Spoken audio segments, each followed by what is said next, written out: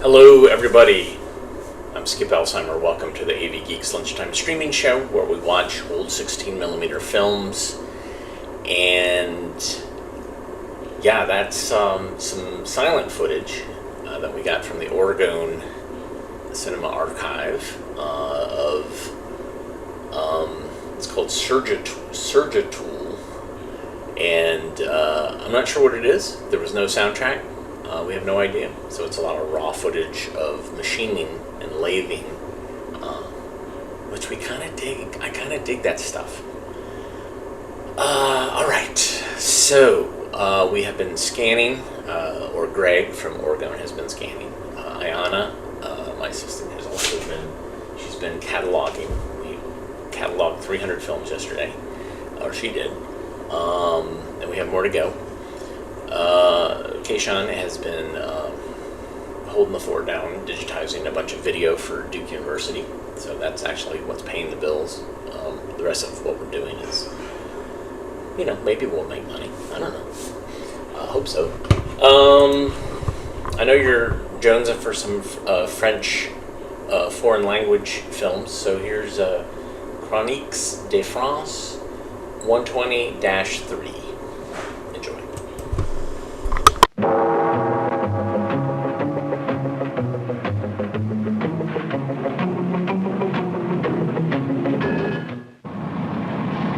Potasse, sable extra blanc, oxyde de plomb, et puis le feu.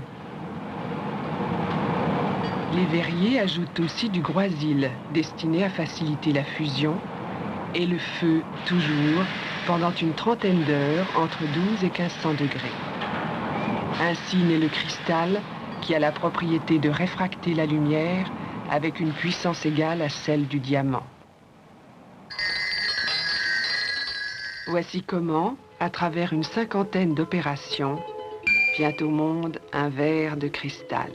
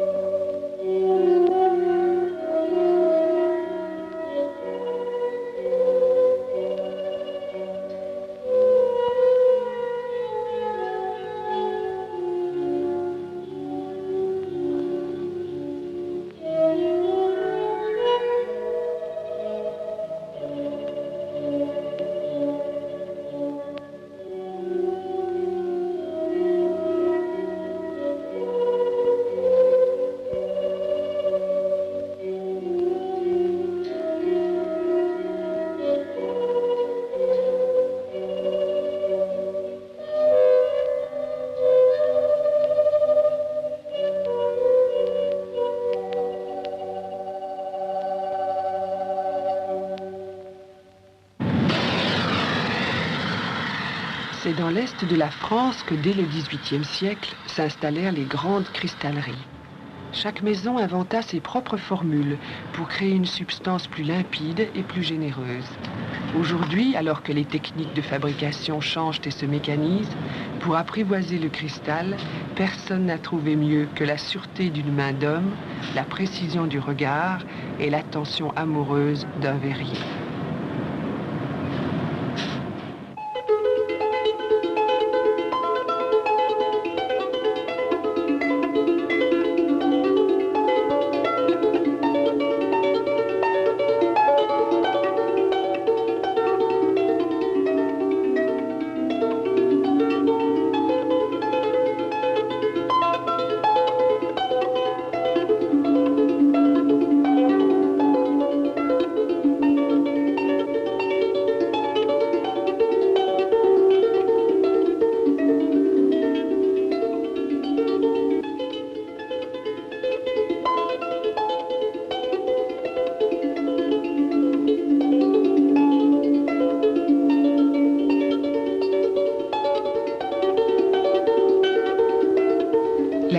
offert le cristal au jeu de la lumière.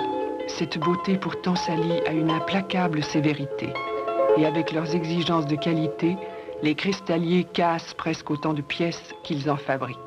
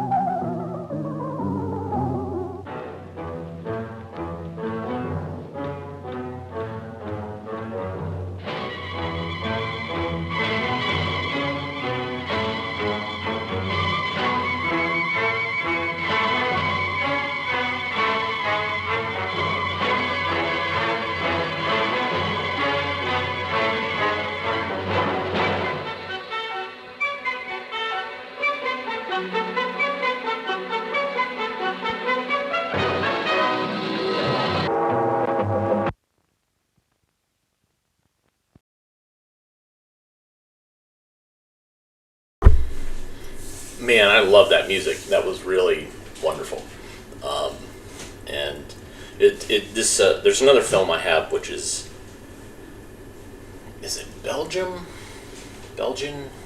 It's called Glass, and it's basically non-narrative, and it shows glass making, and it has a horn soundtrack to it. So every time they blow, you hear a. It's pretty great. I've showed it around here before. Let's learn about making felt with our good friends in Afghanistan. Enjoy.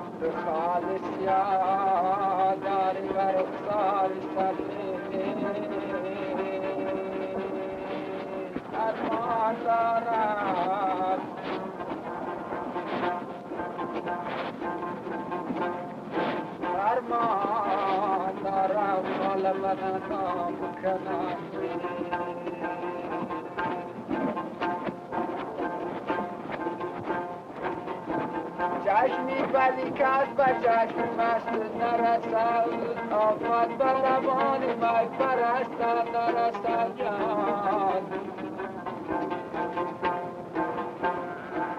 من پیش خدا میدونم این تو لبانه یادی کلمات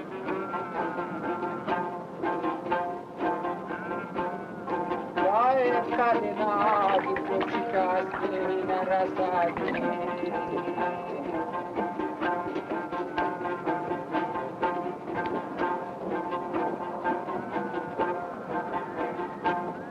سنبل سایه میانی سنبل سایه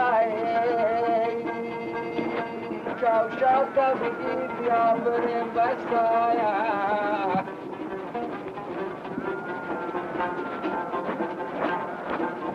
کوشت تو را تو پاکی در می باید گشتار تو را یاد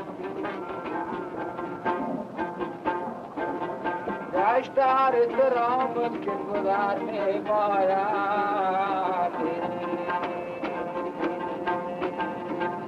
دل پای سیار آشان کردی دل پای سیار آشان کردی کمر باری مرا دیوانه کردی کمر باری مرا دیوانه کردی کمر باری دختر 14 ساله کمر باری دختر 14 ساله حالا اشارت درونی خانه کردی اشارت درونی خانه کردی حالا دختر سفیدی لاغر استی حالا دختر سفیدی لاغر استی خریدارت شوم به مادر استی خریدارت شوم به مادر استی خریدارت شوم دختر به مادر خریدارت شوم دختر به مادر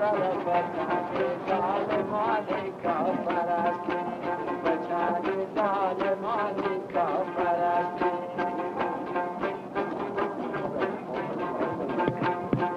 قربان در دروازه میشم قربان در دروازه میشم من صدایت میشنوم ایستاده میشم صدایت میشنوم ایستاده میشم صدایت میشنوم ای دور نزدیک صدایت میشنوم ای دور نزدیک ظالمون شهید ایستاده میشم ظالمون شهید ایستاده میشم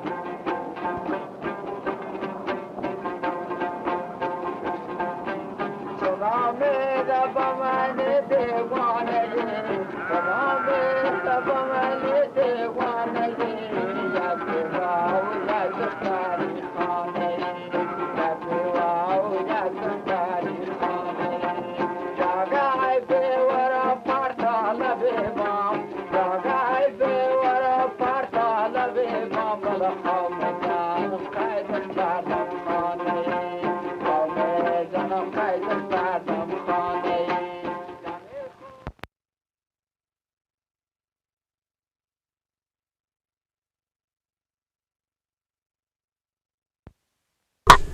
Sorry, I'm making a sandwich or eating a sandwich. I've got mayonnaise all over me. So we're gonna watch the next film, Fighting the Smallmouth, or The Fighting Smallmouth. Enjoy.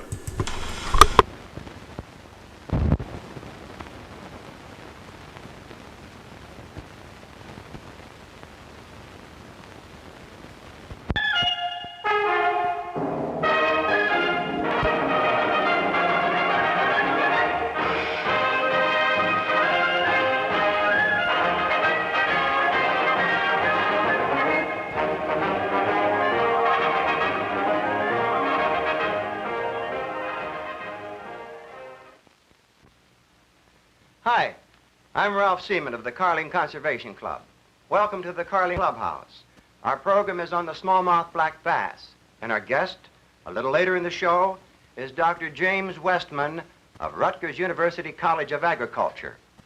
When the late Dr. Henshaw said, "The smallmouth black bass, inch for inch and pound for pound, the gamest fish that swims," he created a battle cry for a fighter whose courage and stamina certainly cannot be denied. Our Carling film goes behind the scenes to tell you more about the life and habits of the fighting smallmouth. In the spring, the male smallmouth bass begins to huff and puff at all comers.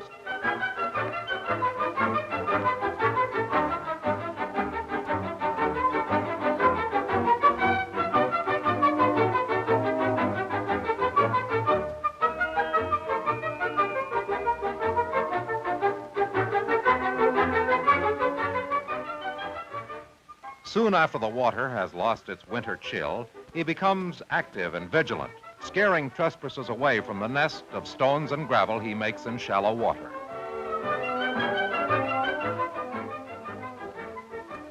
Only a female bass is welcome, and when she appears, a very different display is offered in her honor. If she responds in kind, the important business of laying eggs is started, after some further gestures of friendship and mutual admiration.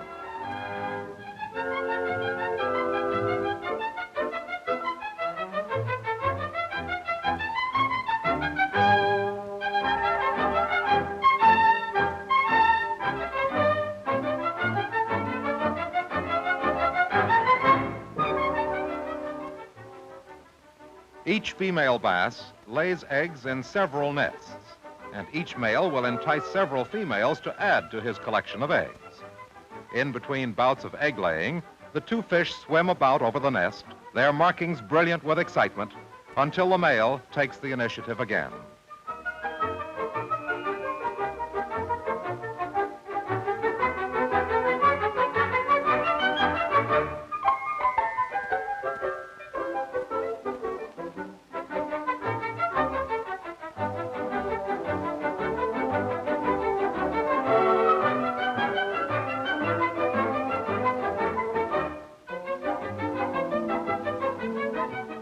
Altogether, each female lays several thousand eggs.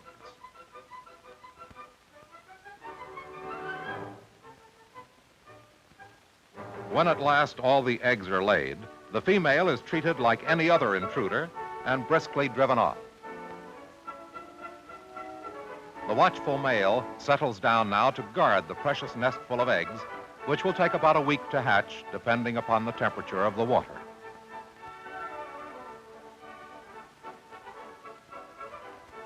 Smallmouth bass live almost anywhere, wherever the water is clear and fresh and doesn't heat up too much in summer. Rocky northern lakes with their occasional patches of weeds breed pale, strong bass. The smallmouth also lives in rivers, often working up into quite small creeks. Here there is plenty of life. Minnows feed on the minute life of the weed beds, and the predatory game fish, such as the river smallmouths, feed on the minnows and any other delicacies they can find. And when not otherwise occupied, they lurk at the shady edge of the sheltering weed beds or rest on the rocky bottom.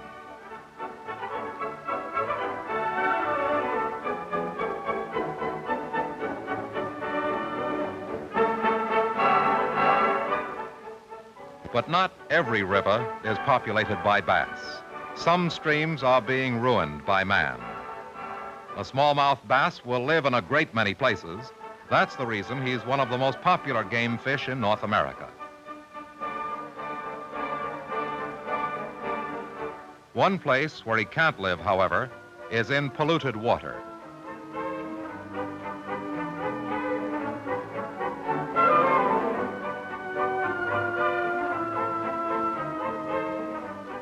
Bad conservation means bad water, and bad water means dead fish.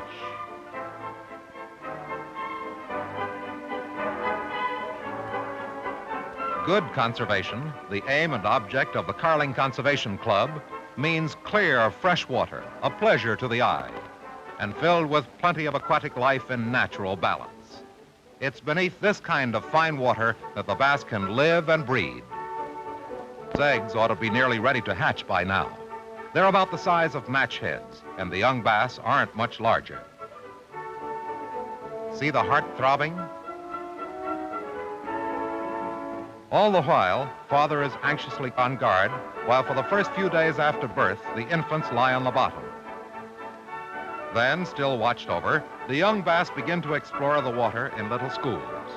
This is the time when Papa Bass must be properly protected, for if he is removed, his babies will be destroyed.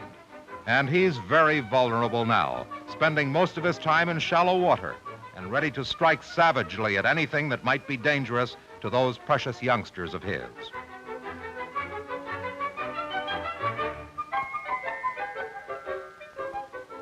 There's a poor old minnow who certainly got his comeuppance. If the male stays alive to protect them, the babies grow very rapidly on the innumerable microscopic creatures that live in good fishing water.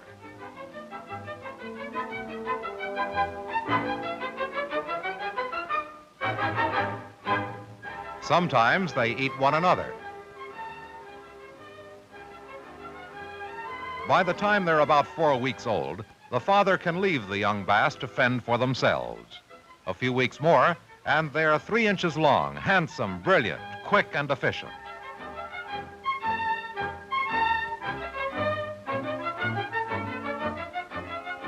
A minnow just doesn't have a chance with these young fellows. And what the greedy young bass damage and wound, the crayfish cleans up.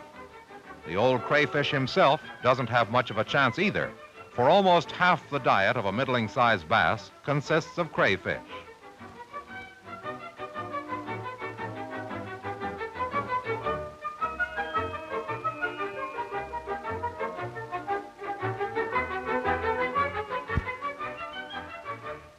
Watch him flip this crayfish.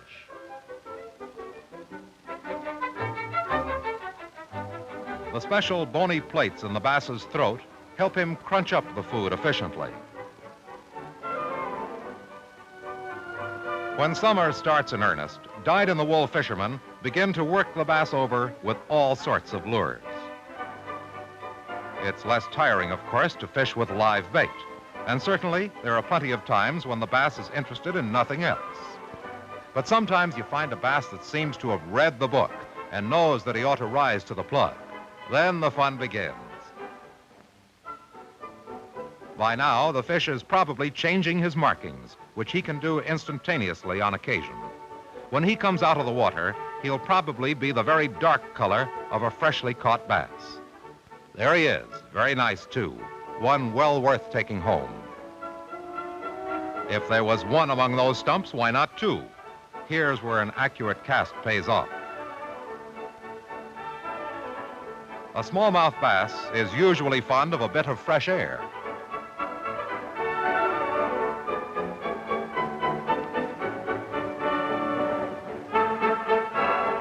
After all the sound and fury, he comes up to the boat at last, and we can really get a good look at him. He's only a little fellow, but the little ones often fight almost as hard as their big brothers. Back he goes to grow some more. One of North America's most popular and widespread game fish, the fighting smallmouth.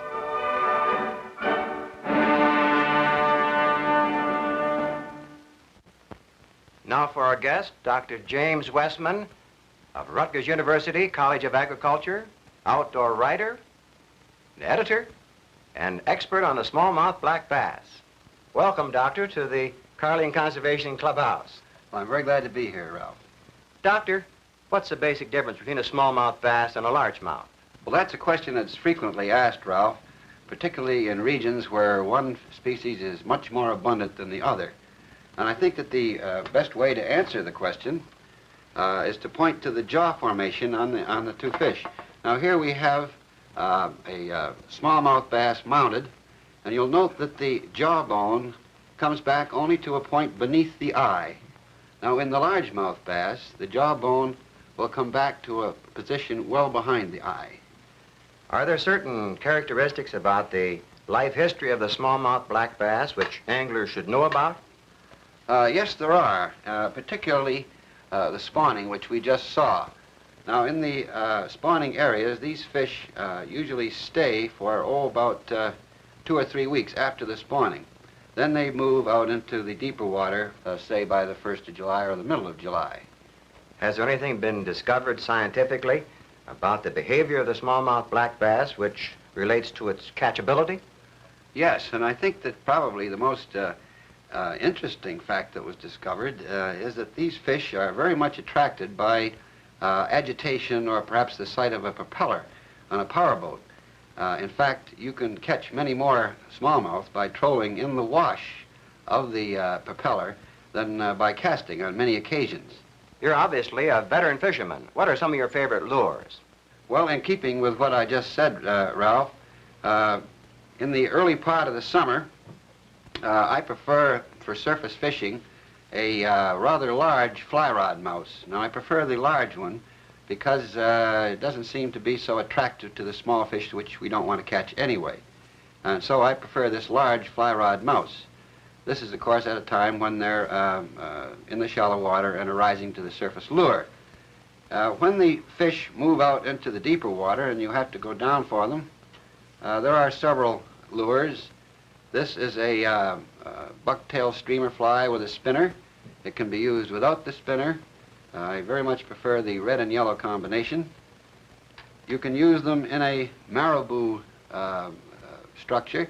Some people like the marabou feather because of its breathing action in the water. But probably the most effective all-around lure is a deep-running plug of a jointed type. In other words, this is a small, jointed, deep-running lure, and we fish this in the wash of the boat, say at 30 or 40 feet, just off the bottom. This is a very killing apparatus. Very interesting. And thank you. Dr. Westman, in recognition of the tremendous contribution you've made in the field of conservation, I take great pleasure in presenting you the Carling Conservation Club Award. Well, thank you very much, Ralph. Well, that's it. Thank you for being with us.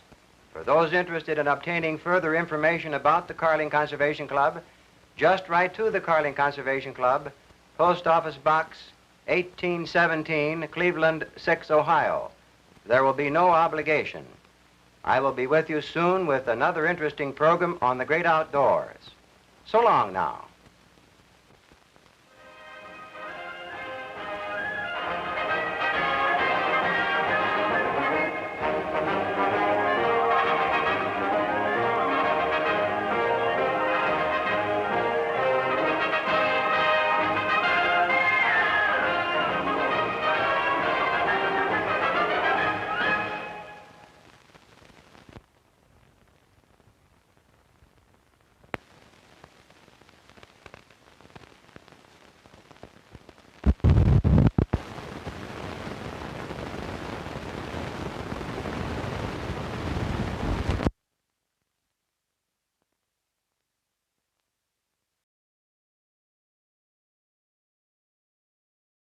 What happened?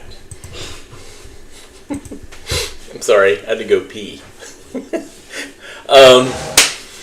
Too much information, but I heard Ayana going like, hey, I think the film's over. I was like, oh no. Anyways, what do we got next? What time is it? Yeah, all right. Yesterday we watched a episode of This Is Life featuring a death ray. And today we're going to watch Trap of Freedom. A very provocative title. Let's see what this is all about. Trap of Freedom. Enjoy.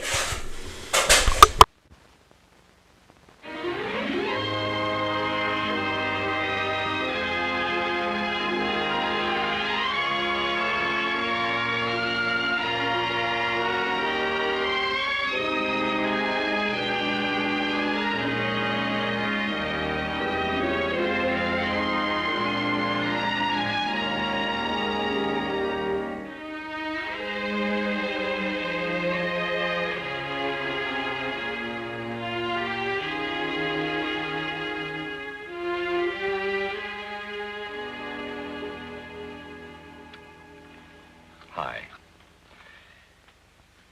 I've been listening to police calls. It's frightening, isn't it, the rate people are getting into trouble? Trouble they might have avoided if only they'd learned the meaning of responsibility. And that was Maxine Gardner's problem, too. A very pretty teenager. She had just about everything, including plenty of freedom. A freedom that finally trapped her, as we shall see in today's episode of This Is the Life, entitled The Trap of Freedom.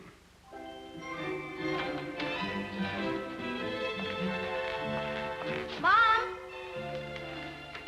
Mom? Guess she's still at the beauty parlor. Hey, as long as my parents are going out with yours tonight, why don't you come along with me? Roller skating. Oh, I'd love to, but I really ought to study. Ah, forget it for once. My boyfriend's got a cute pal. You'd love him. Oh, but it's a school night, and you know how my folks are. It's a crying shame the way they treat you, Lois. After all, you're 17. Well, I know, but well, they when don't... are they going to start letting you act your age? Well, at least I have plenty of dates on the weekends. I better get that book and get on home. All right. Come on.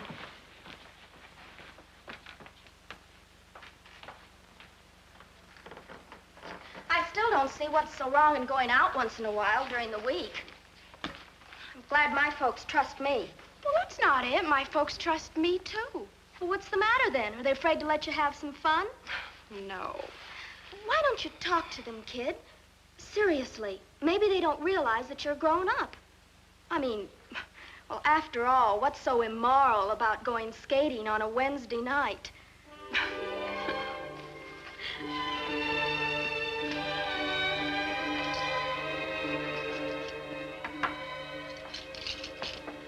Oh, Mom, I thought that as long as you and Dad are going to the theater with Maxine's folks tonight, it might be kind of fun to go roller skating with her. But this is a school night. Well, so what? Well, I thought we had an understanding about weeknights. You mean an order, don't you? I sure don't understand why I can't have just a little bit more freedom. But, Lois, you have lots of freedom. Well, then what about tonight? Well, is there some special reason why you should go tonight? Well, for one thing, I'm 17 years old. And for another, I'm sick and tired of staying home studying while everybody else is out having fun. Well, if we don't want you running around the way some of your friends do, it's only because we have your best interests at heart. Or is it because you just don't trust me? Hey, what's going on? Oh, I want to go skating with Maxine tonight, and Mother says no. I merely reminded her that this was a school night. And may I remind you that I'm no longer a child? No, now, just a minute. There's no reason for anyone to lose their temper. I'm losing my temper and my patience, Dad. How do you think I feel having to stay home while everybody else goes out? You and Mother are just too old-fashioned. Why can't you be more like Maxine's parents? Yeah. What brought all this on? Oh, Maxine's been stirring her up again. Looks like a lovely evening. It'll be all right.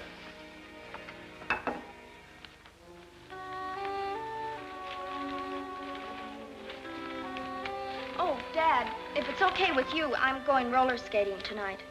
Why not? Is Lois going? The way her folks are about weeknights, I doubt it. Someday that kid's going to bust loose. And when she does, oh, brother. Honestly, I don't see what you see in her folks. I mean, like going out with them. Well, they did buy tickets to our club's charity show, and they really are a lot of fun. Only they don't believe in Lois having any. Oh, now that's not true. I think it's just that they take things too seriously and they overprotect the kid. Well, I'm glad you give me credit for being able to take care of myself. Hey, maybe you could talk to Lois's folks tonight about letting her go out with me. Fat lot of good it'd do. But if you could make them see how silly they're being. Maxine, Lois's folks are just as convinced that we're being silly with you. But at least couldn't you ask them about tonight? I suppose so. In fact, it might be amusing to hear their excuses.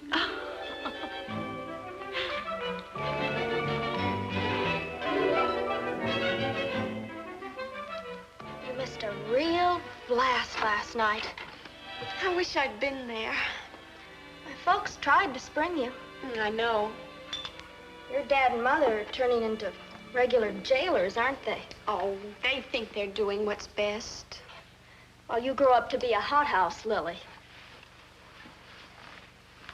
And another thing. I don't see what kicks you get out of that crowd you run around with down at church. Oh, Maxine, there are some very nice kids there. Well, their idea of fun and mine isn't exactly the same. That's why I've stopped going. Are you going to the picnic Sunday? Oh, I don't see how I can if we're supposed to leave at 10 o'clock in the morning. You mean your folks wouldn't let you miss Sunday school and church just once? Well, I suppose if I insisted. Oh, for the love of Pete, insist! Why, you're old enough to do what you please without having to account to anybody. I suppose. Well, do something about it. Stand up to your parents.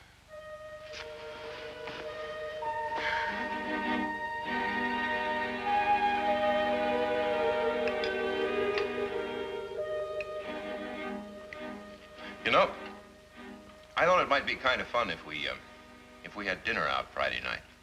Sounds wonderful. And Lois, you've been studying pretty hard this month. Why don't you go downtown Friday afternoon and get that outfit you've been wanting? You mean the one we saw in the window at the Bonton? Mm-hmm. Oh, Dad, that'd be wonderful. Mother and I could go downtown right after school on Friday. Okay. That's a deal then. Then after dinner, why, maybe we'll take in a show or something. Keep talking. Sounds better all the time. Mother, Dad, could I ask you something? Sure. Would it be all right if I skipped church and Sunday school on Sunday and went on a picnic instead? Who's going?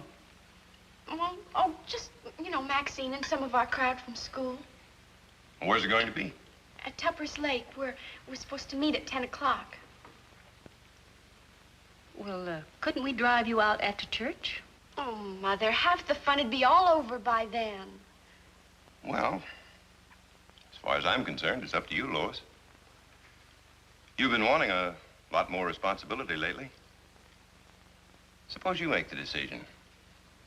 Which is more important? Going to church on Sunday or going to the picnic?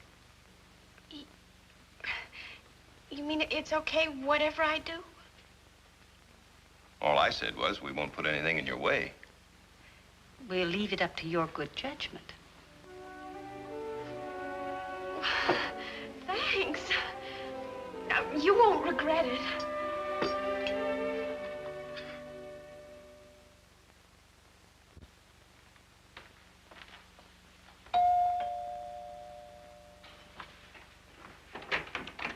Hi. Hi. Where have you been? I looked all over for you after school. I stopped by at the malt shop. Oh, well, guess what?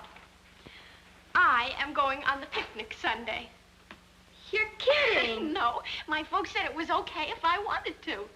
Looks like there's some hope for them yet. And Dad said that I should go downtown today and get that sweater blouse deal that I've been wanting. And tonight we're going to eat out together. Looks like they're sorry about the other night. Well, I don't know about that, but I guess maybe they have been doing some thinking about treating me like a grown-up. It's about time. Say, maybe you'd like to come along with us this afternoon. Doing what? Oh, some of the kids are going to get together for a few laughs. Well, like I said, I'm going shopping with Mom. There might be some fun with us you wouldn't want to pass up. For instance. Come along, find out. Well, who's going? Oh, just some of the kids. Where are you going? All I can tell you is that if you miss it, you're going to hate yourself. Well, I don't know. I think I'd kind of like to get my shopping done today. Suit yourself. I'll call you when I get home for dinner and tell you what you missed. Okay. I'll see you later. Bye. Okay, bye-bye.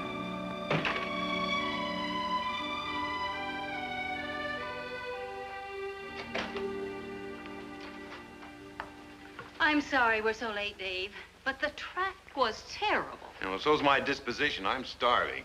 Oh, it's all my fault, Dad. I just couldn't decide between the brown one and the yellow one.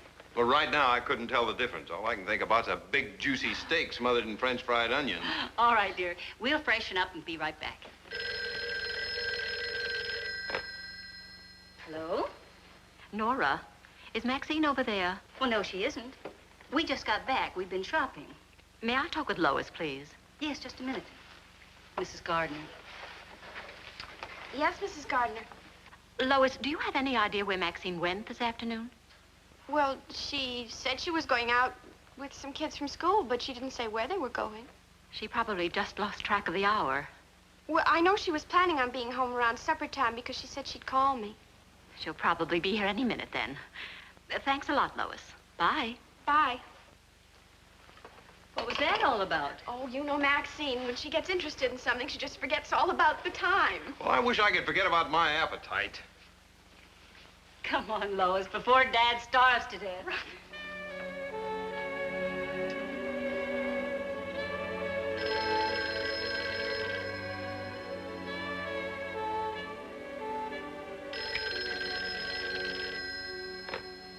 Hello? Dave, I'm sorry to bother you this late at night, but Maxine still isn't home. What? It's after midnight. Dave, I hate to ask it, but could I talk to Lois again? Of course, I'll wake her up. Hang on. He's calling her. Fred, I'm so worried. There's got to be a reasonable explanation. We've called everybody we can think of. I'll tell you something. When that girl finally does get home, we're going to have a little talk she'll never forget. Oh, Fred, this is no time to be acting like that. Maybe something's happened. Fred, Lois will be right here. Thanks, Dave. Have you looked around at any of the places where the kids hang out? Yes, for the past 2 hours, but nobody's seen her. Oh. Oh, here's Lois. Hello. Lois, I'm sorry to get you up so late, but... Honey, can you possibly think of anything at all that Maxine may have said that would give us some clue as to where she's gone? No, honest, I can't, Mr. Gardner. Maybe she went for a ride and had car trouble. Did she say anything about going for a ride? No. Well, if you think of anything, would you call me back? I sure will. I'm sorry I couldn't help. Thanks anyway, dear. Let me have it. Fred, I hate to suggest this, but perhaps you ought to check with the emergency hospital and the police. Well, she carries identification in her purse.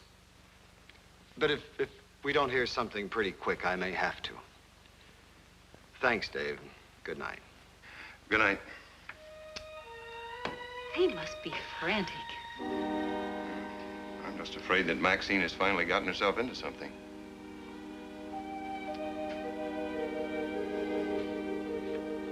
Can you give me any more details? No, that's all I can think of, Sergeant. I wish we had reported her missing last night. Well, you've got company. You're the fourth couple who have filed a missing persons report on their kids this morning. And all from the same high school. Do you have any idea what might have happened? No, but we've started a citywide search, including all motels. You think they've been on some kind of a party? Possibly. Maxine would never get involved in anything like that. Not unless she was forced. Well, let's not jump to conclusions. I'll contact you the moment we hear anything.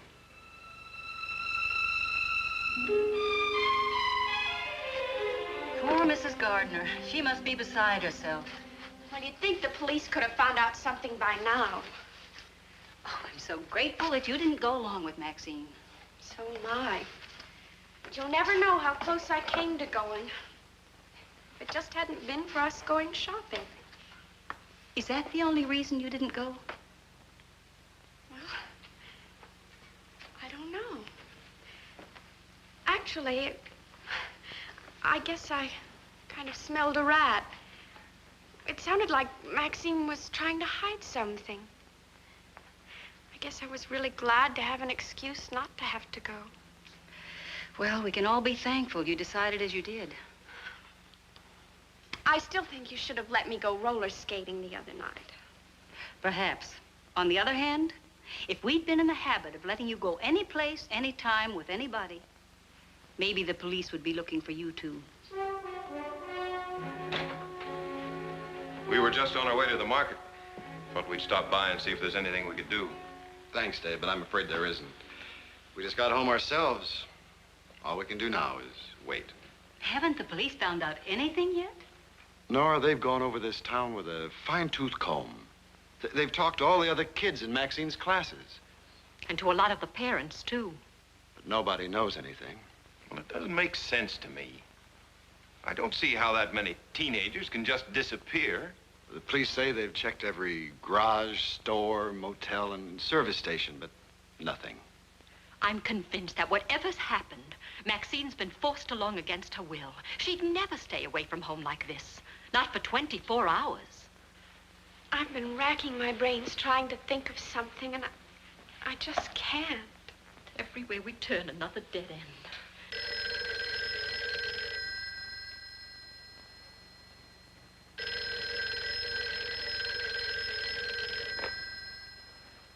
Yes? What? Okay. Right away.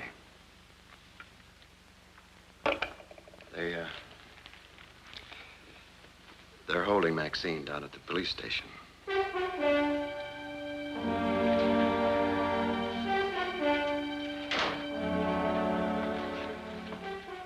We received a complaint from some people in an apartment building about a noisy party that had been going on since yesterday afternoon. Seems the people who lived in the apartment were out of town. We investigated and found the missing kids, including your daughter. Place was in a shambles. Beer cans all around, and all of the kids were drunk. I don't believe it. Not Maxine. She just wouldn't do such a thing. I'm sorry, but she did. She must have been forced into it. Now, Alice, try to take it easy. Has your daughter been in any previous trouble? Never. She's a good girl, officer. I trust her completely. The reason I asked is that 2 of the teenagers have police records. What are kids like that doing in public school, where they can influence other children? I guess the juvenile court figured that they were entitled to an education just like anybody else. Well, why put them where they can cause things like this to happen? Well, we're not quite sure who's to blame in this situation. It could partly be the parents' fault. What are you talking about? Why, that's ridiculous. I'm not sure that it is. Most kids do impulsive, thoughtless things. It's a part of reaching maturity. But a teenager with a well-balanced home life usually has a built-in check against going off the deep end. We have given Maxine an excellent home life. In every way. Even Sunday school. Not regularly, but she goes. Well, I don't know. All I can say is that in all my years in the force, I found that people with a good Christian background usually stay out of trouble. I'll see if she's able to talk to you yet. The matron has been trying to straighten her out.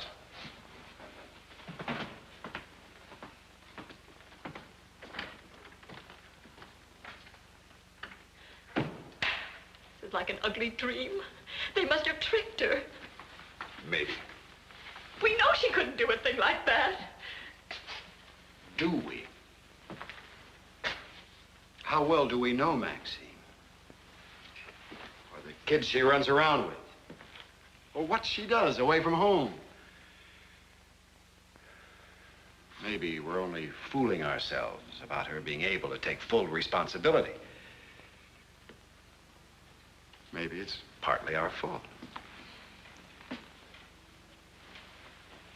Maybe it's all our fault.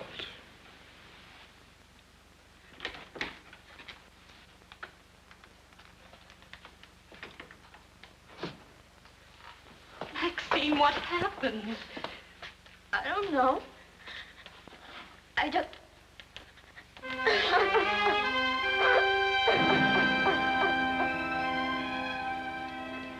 Even though it's late, I had to talk to you tonight.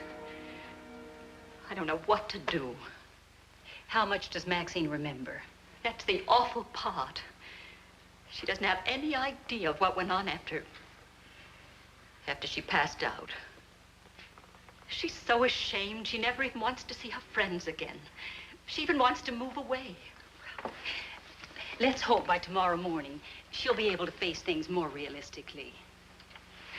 We always thought we were the realists, and you folks weren't. You don't know how much I envy the relationship you have with your daughter. Yes, we are grateful. Fred and I have been so wrong in our whole attitude. I mean about Christian training. We just took it for granted that Maxine would always do the right thing. Now I'm beginning to see that we didn't give her enough to hang on to when real temptation came along. Alice, I know what happened was a terrible thing, but maybe good will come out of it.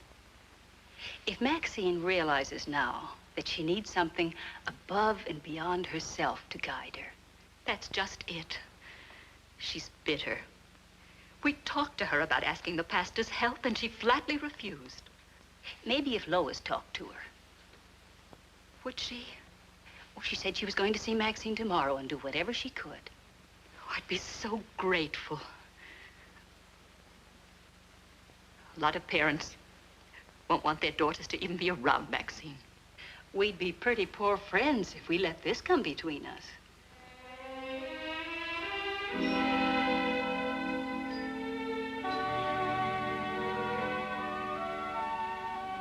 I've never been so ashamed. I wish I could just run away. Well, that wouldn't solve anything. At least I wouldn't have to face people. With this court hearing coming up, and the way I've hurt my parents. But you'd hurt them a lot more if you ran out now.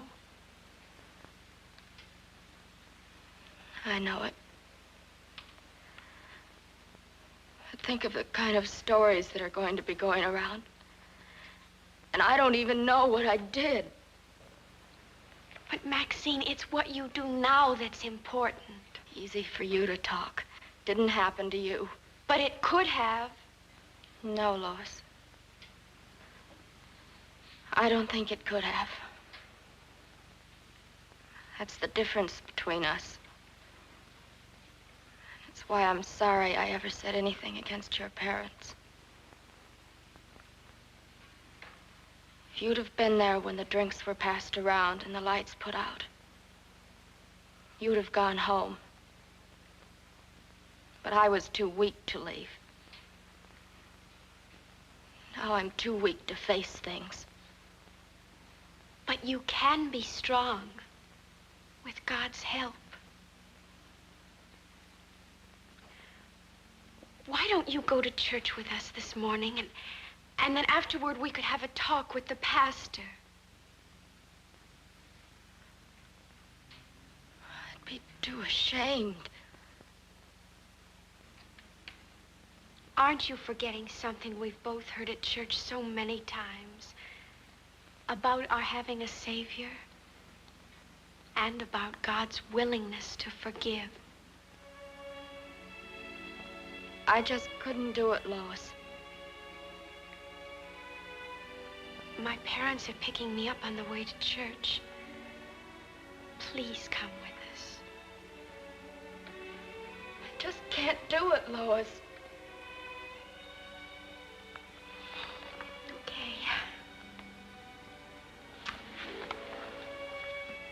But if you change your mind...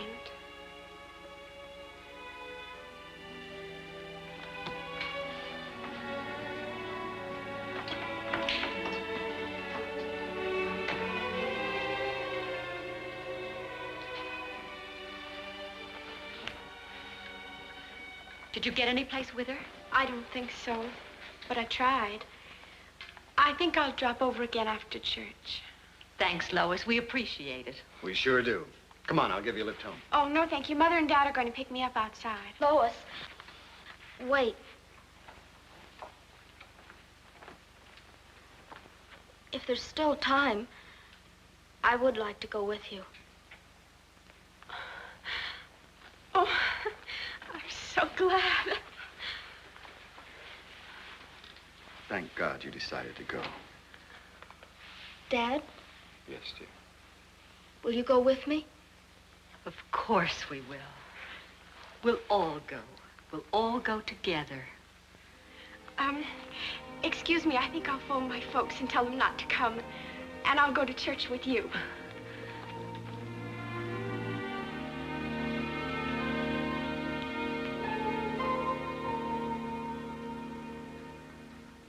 And that, friends, was the beginning of a new design for living in the Gardner family.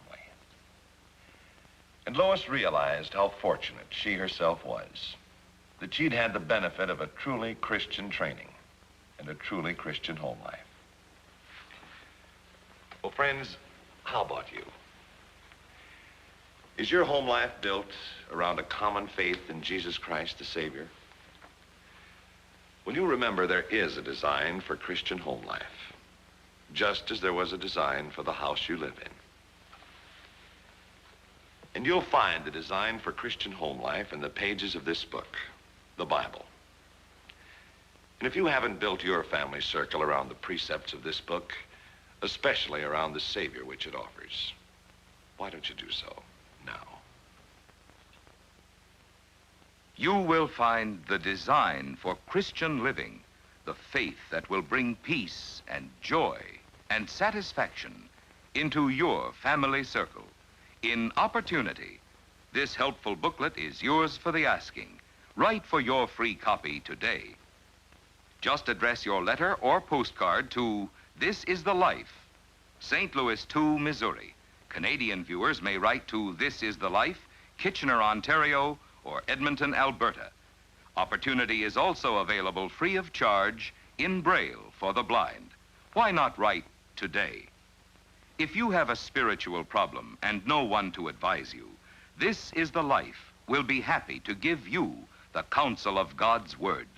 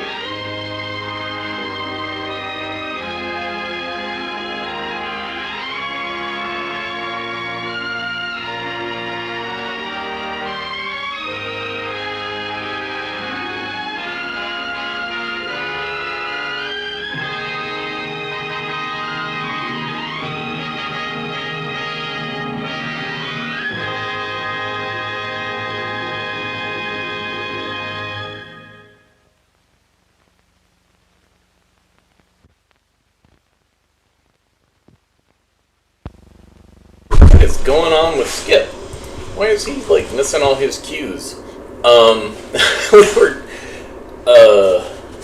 Greg found program notes for This Is the Life, or This Is Life, and it's insane. And so he was looking for. I was going through some cans to try to find it again. I haven't been able to find it. Oh, you found it. Here we go. So, this is the operating schedule, and I can't even read it. Like, it is so intense. So intense. Like, I don't even think I can get it to focus. It's really, really nuts.